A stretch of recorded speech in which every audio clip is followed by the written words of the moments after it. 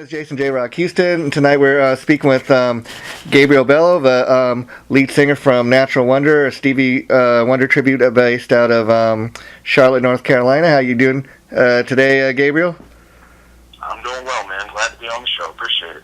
Yeah, now, I, like a lot of people, became aware of your band through your appearance on Access TV's World's Greatest Tribute, which is a great exposure for a lot of these tribute bands. How did you land on that show? You know, I found out about them about a year and a half ago, and didn't think my band was ready. And after I, just did some upgrading of arrangements and my look, once I got all that stuff right, top of the year, I said, you know what, man, my social media numbers aren't really where I want them to be, but I'm going to send this anyway, just kind of see what happens. Katie Hill actually told this story from her side to my entire band when we were at the show. She said, she was waiting for a conference call, saw the email, of course, curiosity got her because it was Stevie Wonder Tribute. Yeah. How many of those are there? Yeah. And she said within 5 minutes was emailing me.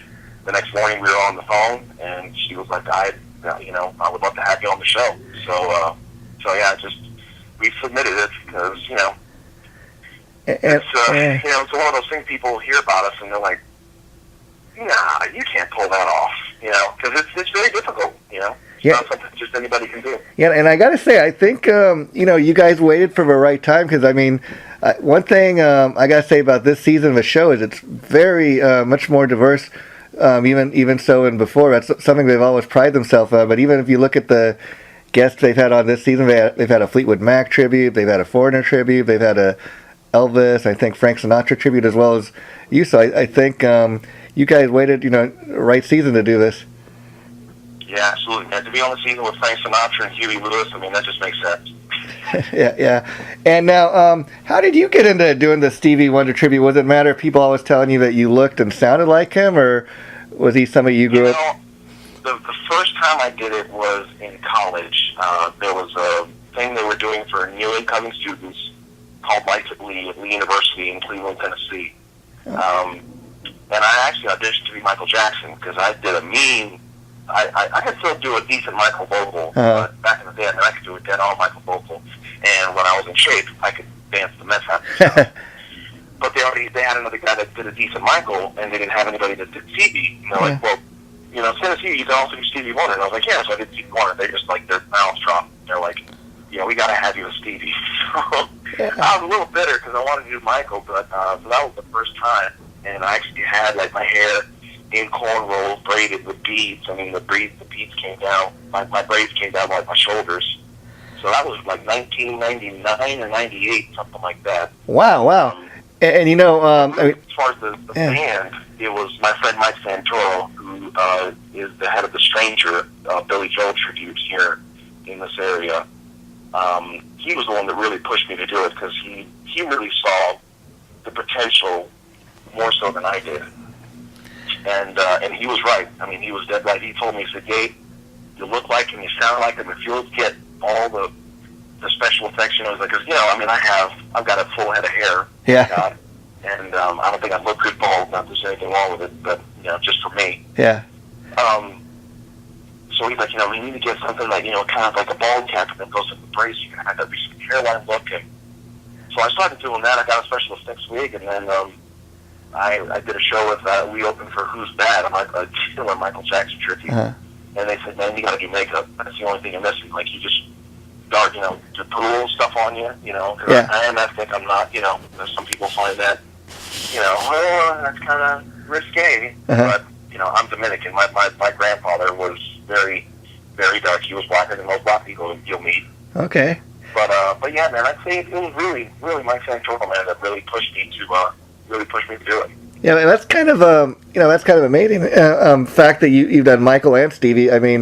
That just goes to show me kind of your level of talent in the sense that those guys are both very talented, in their own right. But Stevie and Michael are kind of like the opposite end of the spectrum. Michael is a real showman as a Stevie, but Stevie's a little bit of R&B, funk, classic rock, as you say on your Facebook page. So it sounds like you got the ability to do all that stuff. So that just goes to speak the levels of your talent, I think. You Yeah, it's great working with my friend in the Billy Joel tribute because I'm not running the show. He's out front doing doing Billy, and I just get to sit back and actually I play saxophone in that band and do keyboards and vocals. Yeah. Yeah, And I'm not the main saxophone player. My saxophonist in Natural Wonder is actually he's the Mark Rivera. So he's out front doing most of the solos. I just kind of hang back and I'm the utility player. Yeah, sometimes like Billy Joel and Stevie Wonder, they get labeled like easy listening and stuff like that. But if people really delve into their catalogs, they got a lot of heavy rock and stuff, and even so much to the point that last year on the Access TV show they had a guy that did Elton John and Billy Joel. The guy who does Billy Joel, his name is Michael John. He's out of Las Vegas, and they did this great. Does Elton? He does an amazing. Yeah. Oh my gosh, man! It's scary. It's not even amazing. It's just straight scary. And I got to tell you, they appeared on the show last season together. They did this cool double dueling piano thing. I never seen anything like it. And again, it just goes to show you that if you're doing this tribute thing and you're doing it right, you can take it to the next level. It just the guys on that show, all the guys I've seen on that show are just very talented. Mm-hmm. Yeah. Oh, yeah. A lot of talented cats out there, and there's artists, that have amazing catalogs, like you said. There's it goes to show you the power of what Billy Joel and Stevie Wonder do, that they're still selling out arenas. Yeah. Like Stevie just did a tour this last year, ended last week, I think. Yeah. And most of the shows were sold out or full, they're almost sold out. And Billy's been touring for about the last year and a half, and most of his Madison Square Garden shows are sold out. Mm-hmm. So, people dig that music still. And they're getting younger fans and new fans. Yeah, which is fantastic because, it's real music. It's real music written from a real place.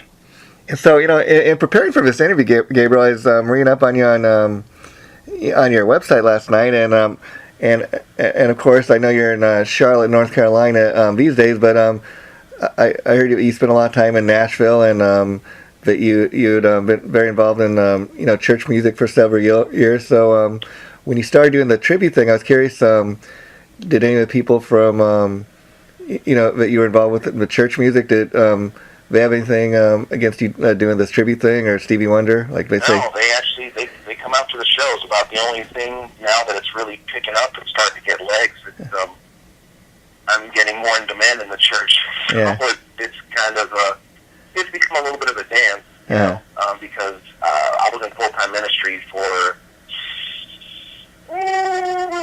goodness gracious, about 12, 13 years. Wow. Where that was my the primary focus, primary job, and then I still love music ministry. I still have a big heart for the church, and I'm still I share my testimony and share my faith in my shows, 90% of them. That's one of the things I really love about doing Stevie's music is it's positive, it's about love, it's about hope, it's fun, and I can sing it with conviction and not have to. I don't look like a hypocrite, you know what I'm saying? Yeah. I was out there doing, I don't know, just think of somebody that sings a bunch of nasty stuff with, all sorts of risque. NWA or, Public Enemy, something like that. Very hypocritical. Yeah. Stevie is a I wouldn't call him a man of God, but he's a man of faith. Yeah. And he frequently, shows up at churches and sings, and, Yeah, I mean, look at his music, look at the songs of the Key of Life. I mean, Love's in Need of Love Today. I mean, that's a song you can sing in church. Yeah, I mean, I that's the thing I was going to say. I think a great thing about doing Stevie Wonder music is, I could very well see you bringing that kind of music into a church and stuff, and just think for a minute, if you're able to, in your ministry or something, have a positive effect, like on a young kid, especially if it's trying to find their way through life, through Stevie Wonder music. That just shows you again the power of music, and that a lot of times music is really the universal, language, as they say. Yeah, it really is. And so, it's great that you finally got this opportunity to do a Stevie Wonder thing, and it looks like you're starting to really make I guess a fairly decent living doing it. So, is it ever hard to find that balance between the ministry and this? Because I think there's room for both, obviously, in your life. Yeah, it's like anything, man. With the more successful something becomes, the more challenges that it also presents. Yeah. Or, you know, as Puff Daddy said, more money, more problems. Yeah. But it's just learning how to balance everything. You know, I'm a relatively new father. You know, my wife and I have a 1.5-year-old. And I'm also an original artist, so I'm actually, I had one jazz album that I released, my first solo project. I produced a bunch of other stuff for a bunch of other people, but put my first album out in 2011 with a label. Went to #1 on Billboard. Did cool stuff. Then I did some independent Christian gospel records. And now I've just recently signed again another jazz deal, and I'm getting ready to do that. So it's really just kind of finding the balance, the dance between, okay, you know, Stevie, my music, and like I said, the nice thing is I can do all of those in ministry, in churches when I go on travel, and you know, just share my faith, share my story. Yeah. And then, you know, I mean, some of the churches I've been to, they actually ask me, like, hey, can you do a Stevie Wonder song? Yeah. You know, just when you're telling people about what you do, we want to, you know, see you do it. So, and I got, I don't put the wigs on and stuff. Like, you know, I show up and show the big screen and throw my glasses on and sing a little bit, play a little bit of harmonica, and then, you know, go right back into my music. Yeah, and I got to tell people, you know, just looking at the pictures on your Facebook page, I mean, you very much look the part, you know, of Stevie Wonder. Have you ever fooled anyone? Not that you're trying to, you know, trick anybody thinking you're Stevie Wonder, but has anybody ever mistaken for him when you're out in costume? I guess the best compliment a tribute artist can get, and I think this is what sets a tribute band / artist from like a cover band or artist. If people aren't walking away from the show and asking or telling other people, you know, if they're not asking themselves in the middle of the show, this isn't the guy, right? Yeah. That's the best compliment I've got. Is people say, I thought, you know, I thought it was really Stevie Wonder. You know, this is a funny story. Some friends of mine actually came with my wife to go see us do a show, and when they walked me out and I sat down on the keyboard, they were looking all over the stage and asked my wife, "Where's Gabe? I thought Gabe was in the stand." Wow. Yeah, you know, that was really cool. But you know, I've done plenty of events where people, you know, I did a thing in a theater and people were asking the ushers, "That's really not Stevie Wonder, right?" Because you know, I've got the dreads. You know, I have a lot of the same features. I'm playing keys. I'm playing harmonica. We have this, you know, I've got the range. Yeah. You know, it's I mean, it's taken a little bit of work, especially the harmonica. That's very new for me. Yeah. I mean, I think that's the best compliment you can get when people get you confused with the real thing. Yeah, I mean, I got to tell people, part of the reasons I started interviewing guys like you that play in tribute bands, I've been to several tribute shows, and I really enjoyed it. To me, it's like, I like to call it rock and roll theater, in the sense that it's like going to see a play, you know, people getting dressed up. Like, even if you go see Alice Cooper or Kiss, you get the makeup, the spectacles, the bombs and everything, and get the ultimate rock show, so to speak. And the same thing with this. I mean, a lot of people have a misconception, people playing tribute bands or cover bands are just failed musicians, can make it doing their own thing. And that's really not been my experience. Not that even in talking to you, I mean, you're not just making your living simply off of Stevie Wonder music. You got your own jazz thing going. You got your involvement with the church ministry and stuff. So you got, you know, a lot of things going on. And a lot of the musicians I've interviewed. You can definitely. I'd love to see my story change that stigma where it's just like, it's just, you know, a bunch of hacks. It's like, it's not hacks, man. Yeah. And especially when you look at guys that do tribute to like Pink Floyd. Yeah. Or there's actually friends of my bass player in Eastern North Carolina that have I don't know if you're familiar with Bello and the Flecktones. No. I have to check them out. He's a jazz banjo player. Okay. I mean, some of the most prolific musicians are in his band. Bello Fleck is a prolific banjo artist. I mean, a real, savant. Victor Wooten is his bassist. Savant bass player. Jeff Coffin is a saxophonist. Yeah. Savant saxophonist. I mean, and Victor Wooten's brother, Future Man, is what his moniker goes by. Yeah. He invented the instrument that he plays on. Oh, wow. So, you know, so when people kind of just say that, you know, when they look at, you know, any myriad of, you know, just there's a lot of, you know, XYZ tributes. Mm-hmm. You know, yeah, you might see some that are mediocre or, you know, or average. Yeah. But, you know, the guys that are really doing it, man, I mean, like the guy that sings in Journey now, you're seeing a lot now. You're seeing a whole lot of, like, what the stories that they have in the movies where this guy's in a cover band to this band, and then the band finds out about him. You know, something happens to the lead singer, and this guy gets drafted. Yeah, yeah. Dude, that happened with Journey, with the guy from the Philippines. Yeah, yeah, yeah. And actually, the guy that was singing before him, I think, was in a Journey cover band or tribute band. Yeah, yeah, yeah. It's totally amazing, and what I enjoy about it, when you take tribute acts like what you guys are doing, you know, like I said, it's rock and roll theater. It's more than just four or five guys getting up on stage in their jeans and t-shirts. I mean, that's one thing. Just looking at photos on your page, Gabriel, I gotta say, I can tell you're a guy that's really into, you know, the details. I mean, in fact, not so much just that you look the part of Stevie Wonder and you sound like him. I mean, you play the harmonica, you play the keyboards, you play the piano, you have a saxophone player in the band. I mean, you're trying to really get it all down to just like what Stevie does, you know, and I've told my bass player several times when I have to get him in makeup, and you're gonna have to gain about 200 pounds, and we're gonna put him on some, you know, like elevator shoes to be like Nate Watts, Stevie Wonder's bass player. Yeah. You know, like 6'1" and, you know, pushing 350. Yeah, I mean, he might weigh more than that now.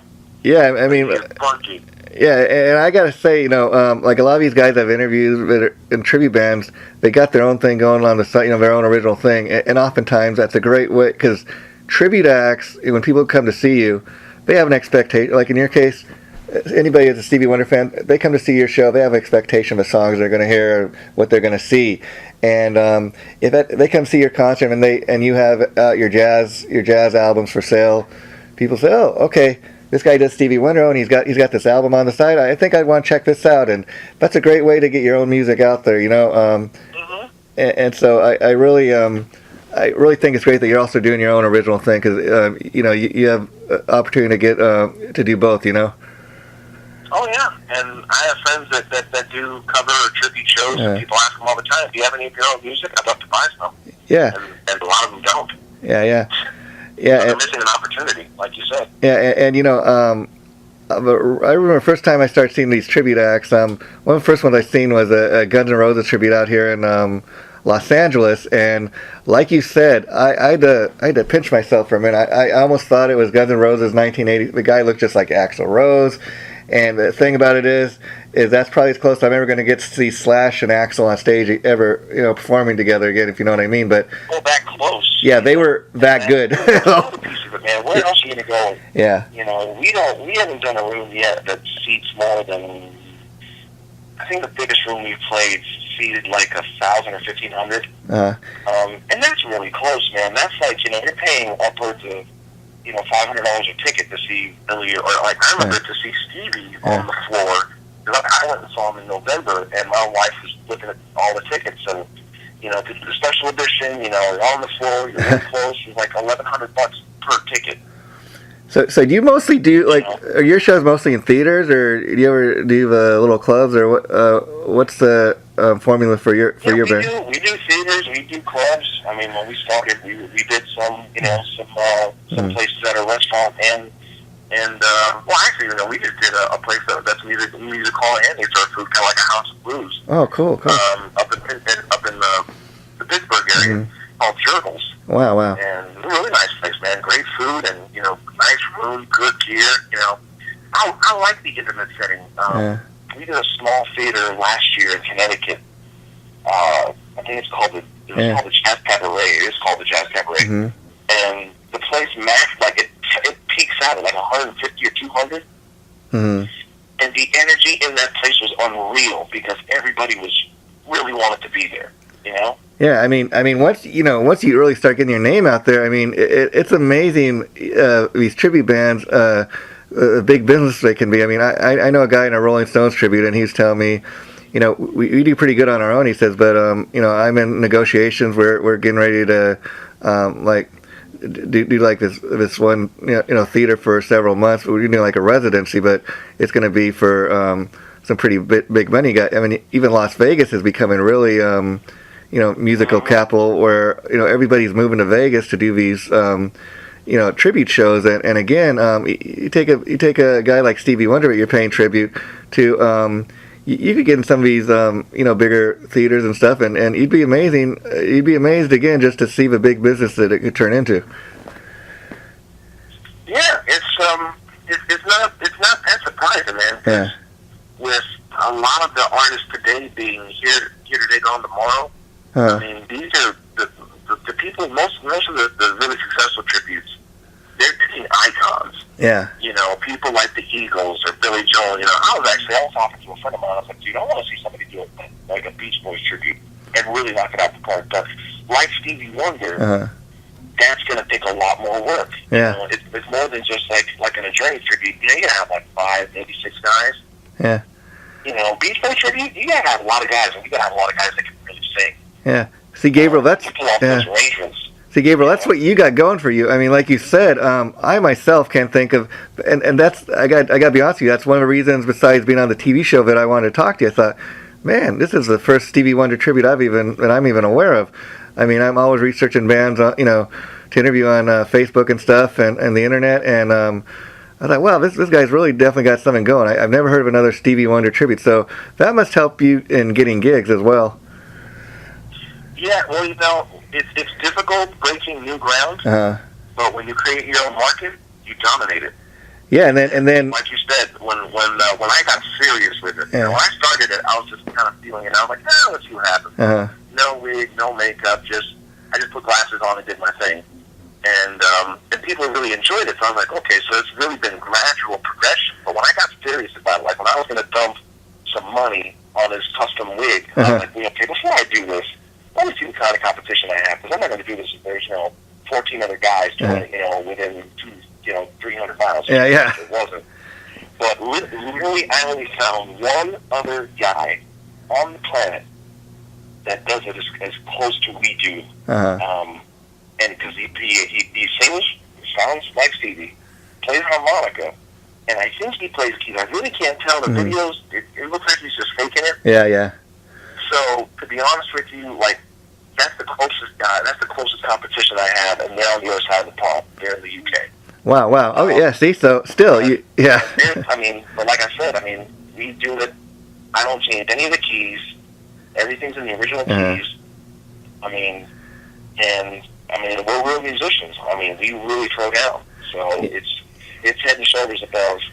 If anybody else thought to do this, they would either be inspired by what we do or discouraged. Yeah, and see, it's difficult. That's the thing. It's like, do I think you're only going to be the only Stevie Wonder tribute out there? Definitely not. I guarantee there'll be another one coming down the line. But you've set the precedence. You're kind of the leader there, so to speak. So whoever else comes after you, they've got to kind of take a look at what you've been doing. And I think the cool thing about what you've been doing is, like you said, you started out just wanting to do it for fun, and it's kind of morphed into what it is. You didn't go into this with the idea, I'm going to be making a lot of money. It just kind of happened, and you're where you're at now because of all the hard work and dedication. And I think that's a great thing. That's kind of just morphed into what it has become. And like you're saying, a lot of these tribute bands, they become as big as maybe one day what I'm saying is like your band Natural Wonder will be as well known as Stevie Wonder, or as big of a name as, say, a band like Van Halen or Bon Jovi or Elvis Presley. You know what I mean? A lot of these tribute bands. Yeah, like Who's Bad? They do something like 120 dates, 150 dates a year, man. Yeah, so a lot of these. That's unheard of. A lot of these. They are all over the world. They were in Brazil for 2 weeks. They are, because Michael's gone. There's a lot of guys out there. Yeah, trying to do it. A lot of guys do Michael. Yeah. A lot of guys do Michael. Yeah. But nobody does Michael like those guys. Yeah. They have two Michaels to represent, the Thriller age and then the modern age. So they look different, but they both dance. They both sing amazing. It's it's really weird because it's something that Michael could have done by himself, because it's like, hey, I'm going to come out as me 30 years ago, and then I'm going to come out as me right now. He couldn't do that. You know what I'm saying? Well, he could have. He had a lot of money. Who knows what he could have done? But it's you're absolutely right, man. The potential, for this to be something like that, where it's, Here's another great example. Michael Del Judas. You ever heard of him? No. Educate me. Michael Del Judas is now. He had a Billy Joel tribute, or has a Billy Joel tribute band called Big Shot. Okay. He is now in Billy Joel's band. Wow. See, yeah. Wow. You know, and he still does Big Shot stuff. It's actually, that's I brought him up because to let you know about my friend Mike Santora that does that Billy project as well. Yeah. When now that Michael Del Judas is with the real Billy, his agent calls my friend Michael Santoro to cover the date that he can't do because he's on the road with Billy. Wow. I mean, like, to think that. I mean, to me, that would be the ultimate pat on the back. Is if one day Stevie's found out about me and they're like, "Hey, Stevie wants to bring you in on a show. Grab your horn and grab your harmonica and let's I'd be like, I mean, what better gratification or acknowledgement could I get than that? Yeah, I mean, I give you. Very possible. I mean, I'll give you a great story. This guy that does, it's a Steven Tyler impersonator in Las Vegas. His name's Chris Vandell, and Steven Tyler's lawyers found out about what this guy was doing, and they sent him a cease and desist letter. And then Steven went and checked out the guy, and he told him, you know what, F my lawyers. He goes, you know what, I love what you do. You keep doing what you're doing. You don't worry about my lawyers. I'll take care of him. You keep doing what you're doing. And he said Steven loved him so much to the point that when he threw a New Year's Eve party or something on New Year's Eve one year, he's been back every year since, just that Steven digs him so much, and Steven Tyler fooled his own son and all his friends and family, and this guy walked in the room, they thought it was a real Steven. Yeah, dude, that's Michael Jackson did the same thing. There's this guy in the UK that, I mean, it's scary. Yeah. Michael was actually hired this guy as a double for him. When he would go and do something, he would send him out to kind of attract the crowds, and then he would slip on past everybody. So I mean, that's and that guy actually performed for like Michael Jackson's personal birthday parties. Wow. See, I mean, you just never know. And again, like you're saying, a lot of these tribute bands, they, like you start out in your case, doing Stevie Wonder music, but then you build your own fan base. People come to your show, and you become not so much the guy doing Stevie Wonder. You become Gabriel Bello. He's the one in Natural, the lead singer of a keyboard player in Natural Wonder, and then they come to your show. Oh, he's got an album here for sale. Jazz album. I want to check that out, and you build up your own fan base that way. And I think that's a really cool thing. And now let me ask you, Gabriel. You started out doing this just for fun. You thought it'd be a fun thing to do, but has it surprised you what it's turned into?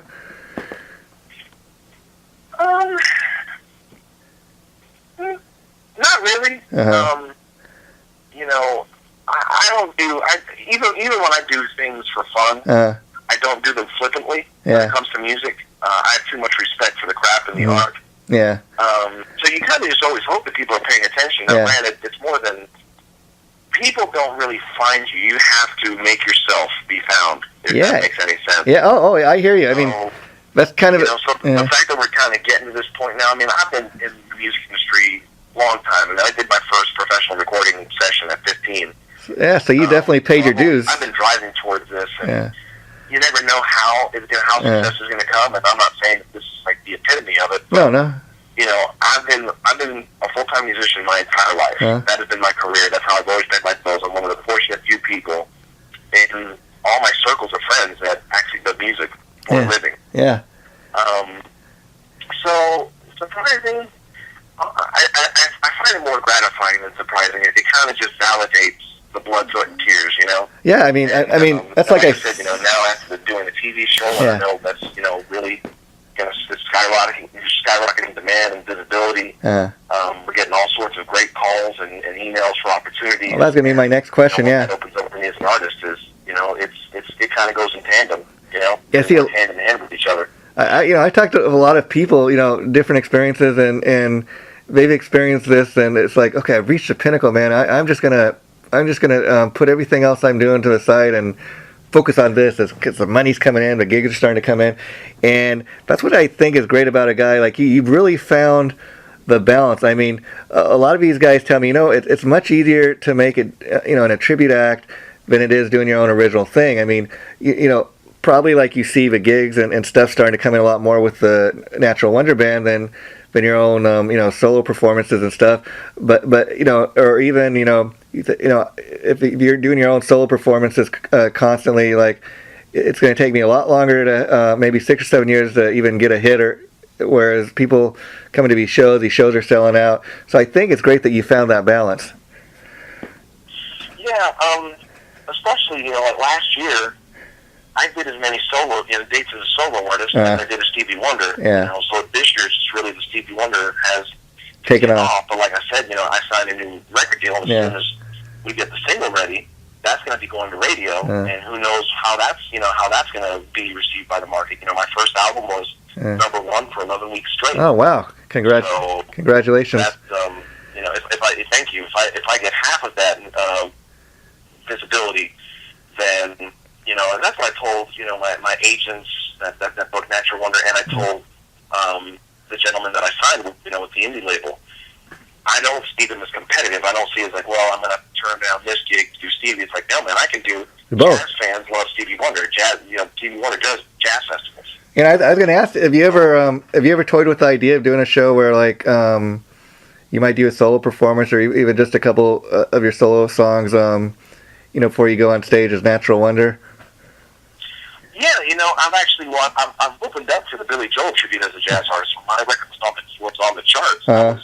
We did several House of Blues dates where I was the opener. Yeah, cool. See, wow. But that's actually something that my camp has talked about, where we would do if like a jazz festival, like, man, we want Gabriel Bello, but we really like or we want Natural Wonder. Then I can parlay one against the other. Like if they want me as Gabriel Bello, they're like, hey, I'll tell you what. Let me come out and do a little set. You want me to do one set? Okay. Yeah. Well, I'm going to do 60% of that set's going to be my music. Then I'm going to do some Stevie Wonder music because everybody will dig that. Or man, we really want Natural Wonder for this festival or this jazz festival. Okay, fantastic. We can do that, but we're going to do a part of it. Will be Gabe's original jazz music, and then we have a problem with it because it's like, well, yeah, everybody gets what we want, and we get something extra. Yeah, I mean, to me, that right there is ultimate validation. I mean, like you're talking earlier, a lot of people have misconceptions about people playing tribute acts are just failed musicians. But again, the fact that you'd be able to do a show like that, or people, it's not so much that people want Natural Wonder, but you actually have people say, oh, we want Gabriel Bello to play our show. We want him to do his own original stuff. That's got to be the greatest validation to you. Mm-hmm. And I don't do the Stevie thing solely for monetary reasons. Yeah. Because I love that man's catalog. I love what that music says. I love what that music is. And you can tell somebody's up stage just doing it for the money or just faking. I mean, that's the thing. I mean, even just looking at the pictures and stuff up on your website, you could tell that this is a guy that really loves Stevie Wonder music. This is a guy he's a big fan of Stevie Wonder as the people come to his show. And I don't think it would come across, even just in the photos so much if you weren't really doing this 100% from your heart, Yeah, it's one of those things. I love every opportunity I get to play. I get, it's funny, man, because, and that's the thing about, like you said, the misconception with the tribute artist, because all real artists always pay tribute and homage to the artist that they love. Yeah. You go to a show to see anybody, most of those people will do a song that is not theirs. Like, we're going to do this song. I really love this guy, and this is my version of one of his songs that I just love. Yeah. Pink does Bohemian Rhapsody at her shows. Yeah. Just like the original. You know what I'm saying? Yeah. So all artists pay tribute to their inspirations. So I just get to do more than one song. Yeah. And people pay the money for it. So it's so much fun because like in a normal jazz show. Yeah. Like in my normal jazz shows, I would say 30. I'd say a healthy third of the music is not mine. Yeah. Music that I love. So I'll do Stevie, I'll do Bobby Caldwell, I'll do Wow. Grover Washington Jr., David Sanborn, Toto, just any myriad of the many artists that I love. Yeah. And of course, in church, there's a whole other slew of, artists that I just love and respect that I get to throw their music into my programs. Yeah, so with Natural Wonder, I get to do all the hits, and I get to bring in B-sides that some people, the real Stevie fans, they've probably never heard Stevie sing live. I mean, you got to go really search on YouTube to be like, other than the songs of the Key Life tour, there was no video of Stevie Wonder singing songs like All Day Sucker. Yeah. I mean, that's... I mean, if you didn't sing back in the day when Songs of the Key Life came out, you probably never heard him sing that song live. So, I mean, we did that song at New Year's Eve. Yeah, I mean, that's the great thing about what guys like you do, because, again, who hasn't heard Stevie Wonder do, like, sing, I just called to say I love you, or part-time lover, half a dozen, times, or, a million times on the radio, but those same people might be, might not be aware of, he also did the song I Ain't Superstitious. They hear that against, I just called to say I love you. They're like, yeah, man, is that the same artist? Yeah. Yeah. It's you're absolutely right. And it's funny because a lot of the buyers, I know that happened more than a couple times where the buyers have put in the contract, like, yeah, you must play, I did a song, I did a show in Florida, and the buyer, like, wrote in there, we would do River in the Sky, and then we would do You and I. They were his favorite Stevie Wonder songs, and I was like, yes, I'll do You and I. It's like, thank you. Like, we're doing a private event, and the people that are hiring us to do this private event, they want us to do Golden Lady. Yeah, Golden Lady is one of my bass players' favorite Stevie Wonder tunes. He flipped out when I told him. Yeah, wow. Yeah, they're paying us, and they asked us to play Golden Lady. I mean... Yeah, wow. Who wouldn't just get excited about it? I'm getting excited just talking about it. Yeah. Like, hey, I'm going to get paid to play all these awesome songs? Yeah. Fantastic. And people want to hear them? Oh, my gosh. Yeah, so now share with me and the people listening tonight, Gabriel, how did you first get into the music of Stevie Wonder? My parents, man. My dad had Songs of the Key of Life and Talking Book on LP, and I'm surprised I didn't wear out his LPs. Yeah. And I grew up with a lot. He had great taste in music, fantastic taste in music, and that was really it, man. I mean, listening to Songs of the Key of Life on LP, to hear that vinyl scratch, man, and I would just listen to that whole thing. I mean, I would get stuck on songs for a period of time, like Joy Inside My Tears. I cannot wait. I'm going to work that into some shows this year. Yeah. Because like watching him sing that live, it was as close to a spiritual experience that I've had in church. Yeah. I mean, without it being a church spiritual setting. Yeah, this might this might seem like a silly question, but being that you're a piano player, I got to ask. I mean, forget for a minute what a great songwriter the guy is and that, but when you consider that he's blind, that I just asked, again, maybe it's a silly question, but are you amazed at the great piano player this guy is when you consider, the disabilities he had to grow up with all his life? I mean, when I first started, when we first started this thing, I remember talking to the guys, like having to play, higher ground. Yeah.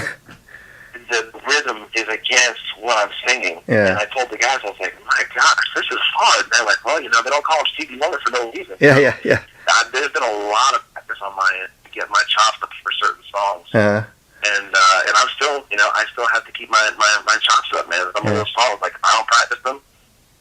I'm like, well, guys, we're going to have to replace this tune, that never happens. Yeah.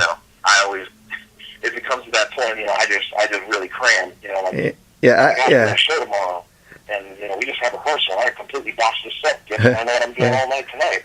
Yeah, I mean, I just, it boggles the mind to think, this guy, has no sighting, and he plays piano like that, which really kind of makes me think that maybe he learned to play really by ear, Oh, yeah, definitely. Yeah. And on top of that, to be true to it, I do about 90% of that show, I do it with my eyes closed. Wow. Yeah. So people, that's why people, when they think I'm blind until about the end of the show. Wow. Because I'm doing everything. Like, I'm like trying to find my water bottles. Like, I don't know why. I'll move it from different sides, just, in the middle of the tune, and instead of putting it on my left side, I put it on my right side, so I'll reach on my left, and I can't find it, like, because I'm trying not to open my eyes. Wow, then the illusion's gone. You're really getting into your Stevie vibe. That's amazing. that is dedication, right? Just center and focus me. When I have my eyes closed, I'm not looking at the crowd reaction. I'm not, looking at people. I'm thinking about what I'm singing, and I'm just, I'm there to perform like this man. And to me, the best way I can do that is to just focus on what I'm singing, focus on what I'm playing, and especially on certain songs. I really have to I really got to be there, man. And Wow. I mean, I can do that and have a great time. Yeah. My goodness, man. Some of the Wow, that we've caught on tape. that's dedication. I as an artist, I'm very critical of myself. And there's a couple of performances we've had that I enjoy watching. You know, and I'm not an egotist. You know, you can ask my guys. You know, there's no ego here. And some of those performances, I'm like, man, wow, we were there. We were right there, and you can hear it from the crowd. I mean, just everybody, those moments that music can create, where just everybody really becomes one for that small space of time. Yeah, it's beautiful. When you did the Access TV show, I mean, I got to say, just as a viewer, it seemed like it went off pretty flawless. I mean, how did you feel after that performance? You know, when you came off stage? You know, I was so focused, and so focused on doing a good job. It wasn't until I got to see it afterwards that I was like, oh, man, we really, you know, we had a couple little things here and there. We had to actually, we had a big technical mishap in the middle of the show. I'm not going to say what happened. Yeah, I hear you. You couldn't tell from what happened, from the show, because we just kept on, we plowed right through it. And see, that's what matters. Is if you might know, but the audience didn't necessarily pick up on it, you know? Oh, yeah, no, only one person, and they actually just saw him last night. They told me that, they asked me, they kind of got the backstory before, because a friend of mine that works with them came to help us do, they were, really there just kind of as a technical advisor to help with some stuff, and they helped get that, not the issue resolved within a couple songs. Yeah. But, I knew the crowd enjoyed it, because when I had my in-ears in, when I told them to scream, I could hear them. Yeah. And with in-ears, to hear people scream, they got to be putting out some volume. So I knew Katie, the host, wonderful lady, gracious lady. Yeah. I know she enjoyed it. She enjoyed having us. She was very happy with our demeanor, with our attitude, with our work ethic, and of course our performance. It's not like some people you almost want to sue for false advertising because you see them on video and then you see them in person. You're like, that's not what that's not what I saw in the video. So what was that like for you guys as a band coming out, all the way from Charlotte, North Carolina to play the legendary Whiskey, on the Hollywood Sunset Strip? I mean, place where, like Elton John and the Doors and bands like, even Van Halen played. Was that any of that going through your mind when you were up on that stage? It's still sinking in. Yeah. Honestly, when I was there, I have television, man. Yeah. And I am really turning into the stereotypical male who can only focus on one thing at a time. Yeah.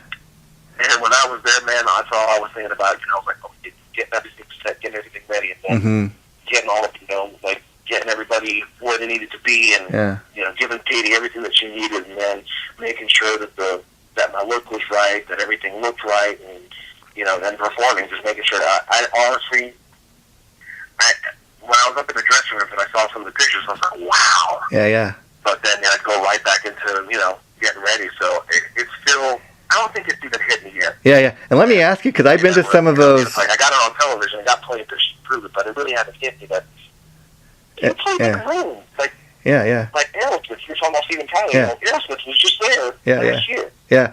And let me ask you, because I've been down to some of their TV tapings, and typically it's a 1 hour taping, but the thing amazed me just being in the crowd.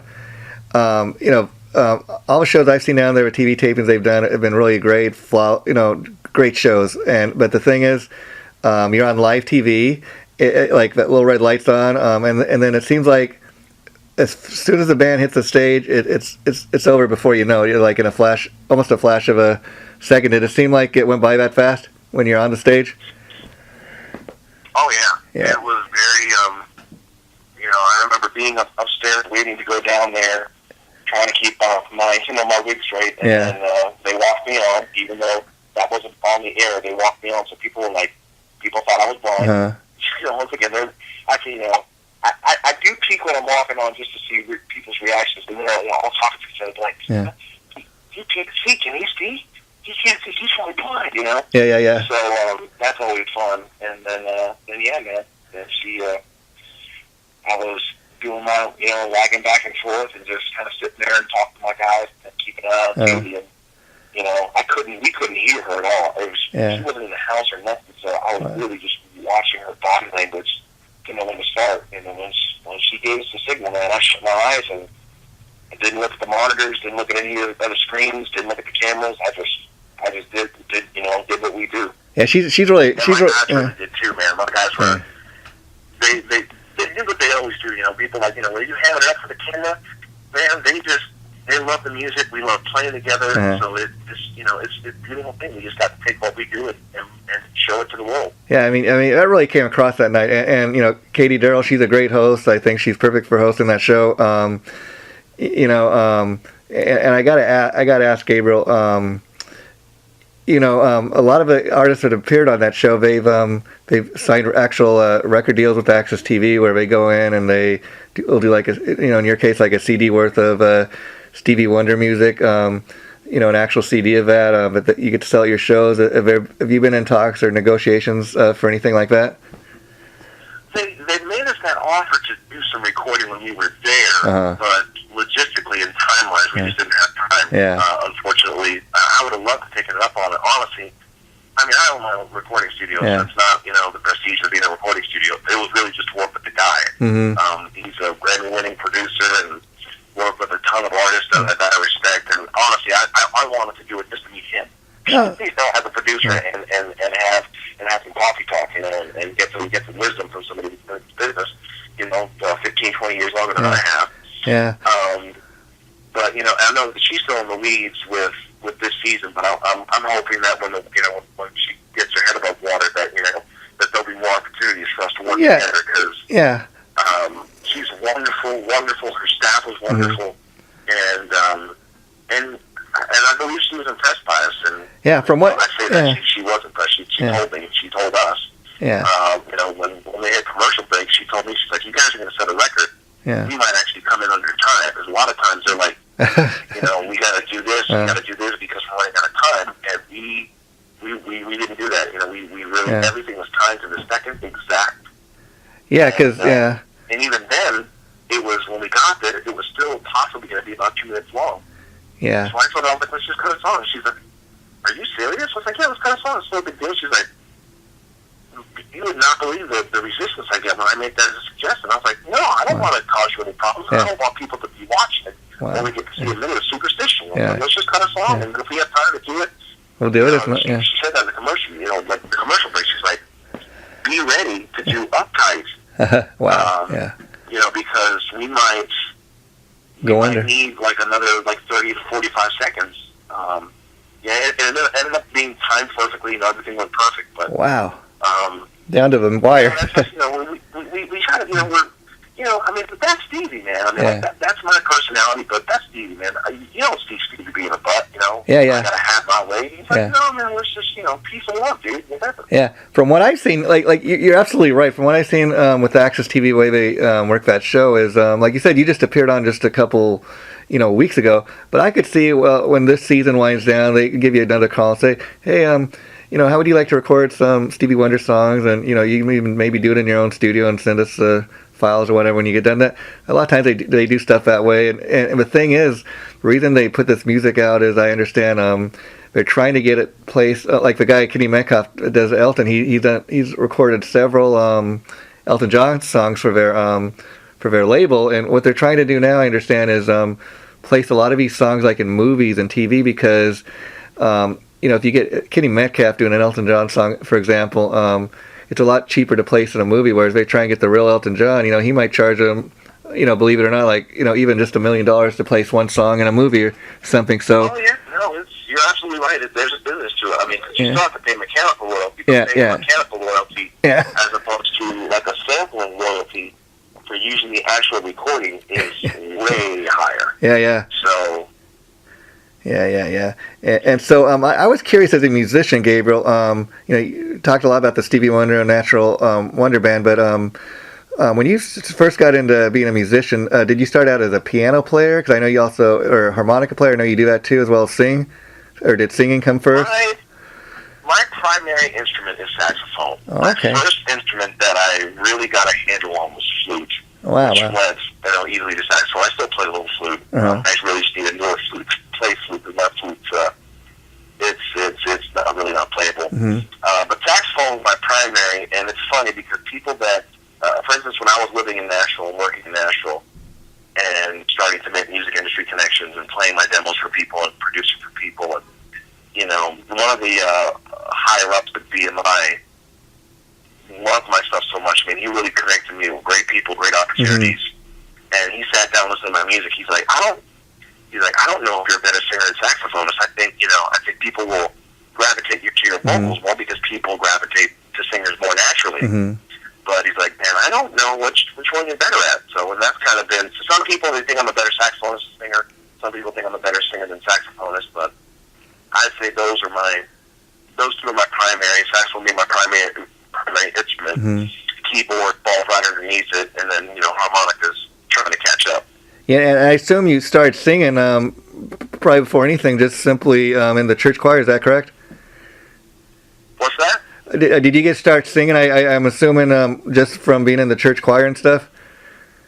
Yeah, I mean, I sang growing up in the house. It was part of performing, absolutely. It was. I had great instructors growing up. My music pastors, Bob and Kathleen Hinckley. I mean, both master's level, you know, educated musicians and extremely talented. They both sang. They both, you know, Bob played trumpet. His wife played piano. And I'm talking like, you know, Bob has traveled the world with brass bands. Kathy is, you know, taught at prestigious universities. And, I mean, they're amazing. I mean, the people that mentored me, I would not be the musician I am if it wasn't for those two. And I tell them all the time. And I give them all the honor and respect that I possibly can because they're more deserving of it. And I've told them every accomplishment that I've ever had and ever will have are their accomplishments because I wouldn't have done it without them. And so let me ask you, Gabriel, growing up like in the church choir, that's where you got your start as a singer, we were saying. So what was the point in your life, or do you remember how old you are, or even when you decide, you know what, singing in the choir is great, but I want to give it a shot, like trying to write my own original music. Do you remember how old you were when you wrote your first? I wanted to do that before I ever got in the choir. I remember when I remember asking my father to play saxophone when I was 4. But when I was like 6 or 7, man, I remember just watching Michael Jackson. Like, that's what I wanted to do for a living. Wow. And so, I knew that's what I wanted to do. I wanted to make my own music, and that's what I wanted to do for the rest of my life. What was it? I almost changed my mind in my teens, you know, because I love biology, I love science, and I almost went into medicine. But music, I was just more passionate about it. I excelled in school. School was very easy for me, but music was where my heart is. I mean, that's why I respect guys like you, because you can hear that, you know, you're actually one of a few people in the world that, you know, you could say you're actually doing what you love. You know, you're not going to 9-to-5 job doing a job that you hate. You know, it's got to be very gratifying to be able to do what you want in life. So I was kind of curious, what was the point in your life where you really said, you know what, I'm gonna take a stab at you know, doing my own music and making a living as a professional musician? I mean, was it just a matter of waiting for the right opportunity to come, or did you just say, it wasn't. There wasn't any waiting. I was when I really gave it to do it outside of the church. And I was when I don't know if you read my whole bio that, you know, I'm a cancer survivor, and I was actually miraculously healed of cancer. Oh, yeah, you know, the music ministry. I'm glad you brought that up, because I did read that, but it kind of slipped my mind talking about all this other stuff. That's amazing. Yeah, I mean, that's one of those things we could do a whole interview on that. So I just tell people, you know, go to YouTube and look up Gabriel Bello testimony, or they can look at on my YouTube channel, Gabriel Bello Music, and they can find my story there. It's, you know, 5 to 6 minutes long. It's not very long, and I just go into the details of it. But yeah, cancer survivor, Hodgkin's lymphoma, stage 2, had it in my neck, had it in my chest. Wow. Went through chemotherapy. The chemotherapy wasn't working; it was just killing me. Miraculously healed, and really cool story behind there. But I'll have to go to see the video for that. Wow. Okay. I went right to music ministry, and after my second church, working full time, and I was working in a large church. Over 1,000 people. I built the choir up to about 70 people. I built the orchestra up to about, not including the rhythm section, the orchestra was about 10 pieces. And then I had a full band, and I mean, just had a lot going on. And I wanted to take it somewhere to a higher level than the church really wanted to go. So I said, well, you know, I'm going to go. I have to turn to money in Nashville and And my family was, my sister was going to school there. My family was talking about relocating. I was like, well, it's Music City. Of course, that makes sense. And I went there and I was immediately working. I didn't live there long. I was only there 2 years, and I did sessions for Sony. Wow. I worked with did songwriting for. I can't remember the name of the company, but it's one of the subsidiaries of the company that does manage American Idol, and got to write some songs that were submitted to be for the final for American Idol in future seasons. Okay. Was tapped to be carried with music director. I didn't get the job because I was 24. Yeah. Actually, what they told me that the gentleman from London that really wanted me for the job, he's like, you're really young, and they don't know me. They don't know that I'm a 24-year-old cancer survivor. That's a church boy. So I'm a very responsible, moral young man. He's a 24-year-old going to be on the road and going to be our first big artist out there in country. We don't need to roll the dice on that. So wow. So yeah, man, and I was a fish in water. I didn't struggle. I kept my bills paid. I was able to help family members, and it was a great experience. The only reason I moved is country hadn't made the pop swing yet. Yeah. So, being a jazz R&B writer or jazz R&B pop producer writer, a gentleman I was working with on some stuff told me, he just took me aside and said, man, I've been in this town a long time and I don't want to see you waste your time. I really think you should go to LA or Atlanta or New York. He's like, I think you'll thrive there, but this market, I don't think I think you're going to be frustrated. Yeah. And then, of course, Taylor Swift comes along a few years later, and, the whole town goes pop. Yeah, I was going to say that, because if I'd have stuck it out a little bit longer, but, I've still been able to, I've still gotten singles and stuff on Billboard, and I've had several things on Billboard, not just my own music, and worked with a lot of different artists. And, that's got to be a great feeling. I mean, even like you said, Nashville. I was going to point that out. A lot of these rock guys that I talk to, they're moving down to Nashville. It's because even Robert Plant, I heard from Led Zeppelin, has a place down there in Nashville, and they call it Music City now. It's almost as you got musicians these days either moving down to Nashville or Las Vegas, I hear. Yeah, it's a great place, and the jazz scene is really stepping up the game. And I've talked to my wife. I mean, we are not against one day relocating and going back there. And so let me ask you. She likes it. I'm not crazy about the city itself. Yeah. I don't really care for the layout. I hate the traffic. But what I love about it is there's music and good music. I mean, great music everywhere. You can throw a rock at a place and go in and hear guys just throw down. And everybody speaks your language. Everybody speaks my language. Yeah, I mean, when I talk about deep music career, all these artists that aren't radio artists, I can have conversations with people, not where I'm educating them. Most of the time, honestly, they're educating me in Nashville. They're telling me about stuff that I didn't know about. And I love that. I love that challenge. I love being sharpened. Yeah, you make a good point there, because a lot of these rock guys I know, they like made their living like doing heavy metal, hard rock type music, and they moved down to Nashville because they're just such gifted songwriters. But they've gone from doing their hard rock thing or whatever to writing for country musicians, and they're in many cases making a lot more money than they were in their heyday. Yeah. And it's just yeah. And so, how did you then end up from Nashville end up in Charlotte, North Carolina? Church, man. A friend of mine told me about a church position maybe a couple weeks after I had that conversation with that producer. And, when the Carrie Underwood, it was funny, it's, if I had to do it again, I wish I'd have had somebody to really encourage me. I didn't have a lot of people in my corner at that time. Because, you think I was only there for about a year and a half, not even 2 years when that Carrie Underwood tap thing happened. So anybody else would have been like, hey, man, you just got tapped. Like, it came down to me and one other guy. Wow. I met with her and her manager. And I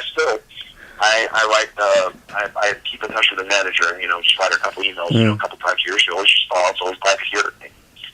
So if I'd have stuck it out, Lord knows where I would have been. Yeah. But again, that disparagingly, because Lord knows if I'd have stayed there, I wouldn't have had a number one, jazz out. So it's not like shoulda, coulda, woulda, but but you might not have gotten a chance to appear on the TV show. You know, I mean, you just never know. You know. Yeah, I might have. I may have never started Stevie Wonder Tribute. That's for sure. I mean, if I gone into the MD business and gone to the production business, I mean, it's not that with a fulfilling career. Yeah. But it's definitely different than what I'm doing now. So yeah, that's what happened. I got a call about a church position in Gastonia, and moved out to Gastonia, and I've been kind of working my way north. I went from Gastonia to a church in downtown Charlotte, and then kind of settled in the north part of Charlotte, almost in Concord. Oh, cool. And over by the Speedway, you know, the big NASCAR Speedway. Yeah. And you know, I like Charlotte. You know, it's not perfect. You know, no city that has people is perfect. But it's got enough of the urban and the rural that to keep me happy. You know. Yeah. It's not a bad place to raise a family if this is where we end up staying for the rest of our lives. And let me ask you, if you don't mind me asking, getting a little personal for a minute. You brought up, you know, your battle with cancer and all the health issues you went through. You know, typically that can make people, you know, go one of two ways. Either you know, you just give up on life, or you get angry and bitter. So, what do you think that was about you that, you know, caused you to not really give up? You just, you know, kind of fought it out and stayed strong and did what you had to do to get through it. Man, it was my faith in Jesus Christ. 100%, man. If it had not been for my faith and experience as a believer and a real follower of Christ, man, I'm not one of these just you know, Christian by label. I really try to live out and love out my walk with God. And that was actually something my mother told me. One of my brothers, one of my siblings said, you know, that I didn't shake my fist at God, you know, because I mean, I had a gentleman that was one of our music ministers growing up. He came and said to me, he's like, you know, of all the people that this could have happened to, I really wish it wasn't, you know, I wish it would have happened to some of these people over here, because you don't deserve it. You've been on watching your whole life. You've done nothing but serve in the church and be good to people and use your gifts for God, and you know, and you don't deserve any of this. And I was like, I mean, it really touched me. But I didn't get bitter. You know, I just I kept my faith. I mean, and I was honestly, you know, making plans that if I didn't make it through it, not that I ever give up, but I said, you know, I said to myself, if something happens to me, I was actually preparing, because I had a recording computer that, you know, back then, and it was very simple, but I was, you know, I had a lot of songs that I written, and I was preparing that if something happened to me, getting all my music done in a way that some of my friends that were songwriters could take it and actually do something with my material. Wow. I mean, so you know, I mean, thank God it came out the other way. I haven't been around a lot of death in my life up until that point, but I've been to a couple funerals. Yeah, my grandmother passed when I was a teenager. There was a young girl in my youth group that was murdered. Wow. And you know, life is just that way, man. I mean, it's not fair, and that's not God's fault. There's a lot of people, you know, say that that's why God doesn't exist, because life isn't fair. And it's just, you know, people aren't fair, man.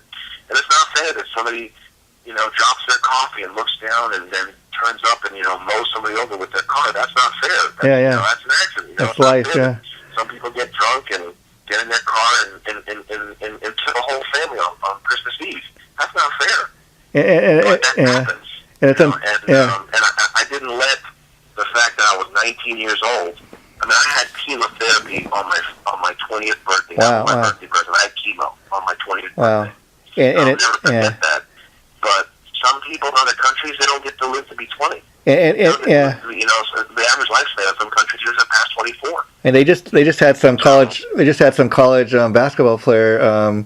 She had, like, I guess they call it pediatric cancer. She died at 19 years old. You know, what a sad story. But I guess she went out in a very strong way. She was raising money for cancer. So, you know, you got to respect somebody like that. And it's very unfortunate anybody has to go through something like that. But do you find that it maybe made you a stronger person, or maybe you have more of appreciation for life that you didn't have before?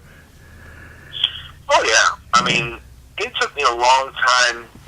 It took me about a solid 10 plus years to get to where I would have any kind of conflict with anybody. And I just kind of had to get to the point where I was like, okay, there's something's worth getting at least having a conversation about. I don't. It takes a lot to get me mad. Yeah, yeah. And a whole lot to get me mad. I used to have a bit of a temper, and I'll tell you, that's one thing God used that whole experience with cancer, man. I'm a lot more patient person, and I do not have a temper anymore. Well, I guess everybody has a temper, but my fuse went from being, maybe a couple feet long to about a mile long. I mean, it takes a lot. It's kind of like kind of got the attitude like in a bad way.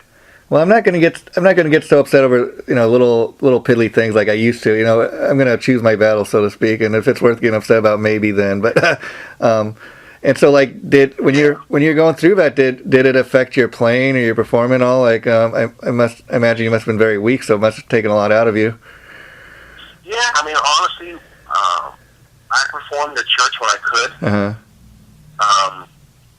But not really. I mean, it didn't hurt my voice. It didn't hurt. I don't have any. The only side effect I have now is I've got I occasionally have digestive issues. With my heart and stuff from the radiation. But other than that, man, it didn't. It didn't hurt my range. Nothing. Yeah, and long-lasting effects. Yeah, and I guess at the end of the day, to end this on a positive note, not only did you survive and come through all that, but how great of a feeling was it, not only just beating the cancer, but then, like you told me about a year ago, you became a father and had a child. That had to be the ultimate, go up. Maybe like you said, up until that point, you weren't sure if you were even going to live or die. That had to be the ultimate gift when that child was born. Well, it's she's another testimony to the reality of the God that I serve being real. Because when you have chemo, I mean, my parents were in there for this conversation, for this consultation. Yeah. When you have chemotherapy, you're sterilized. You cannot have children. Wow. And the fact that she's here is a miracle. It's an absolute miracle, because she shouldn't be here. Ultimate gift, I guess, right there. Got pregnant. I mean, she was just like. I mean, it's not that I doubt God could do it. I just didn't know if He would. Yeah. That was, I was completely content giving my life to my abilities, giving my life to music and to serving and to singing and to sharing my story and bringing hope and joy and life to people through my gifts. Yeah. That's what I've sold. That's what I'm here to do. Yeah. So the fact that I've been blessed with a child, I mean, that's just, I mean, God's goodness, man. I mean, that's the ultimate gift, right? He's on the just and unjust, and I mean, I feel some days He's just pouring out all sorts of blessings on me that I don't really deserve, but I'm grateful for them. Yeah, that's the ultimate gift right there. Now, I just want to thank you. I talked to you all day, Gabriel, but I know we're both very busy, so I want to thank you for taking time to do this. You really have a great story. I enjoyed hearing all about it. So I just want to ask you before I let you go. I could send you an MP3 file of an interview that we just recorded, so you can have it for your archives or just to listen to. I could either send it to your publicist, Jeff, and he could probably forward it to you, or you want to give me your personal... Yeah, if you want to send it to Jeff, Jeff can forward it to me. That'll be the simplest thing.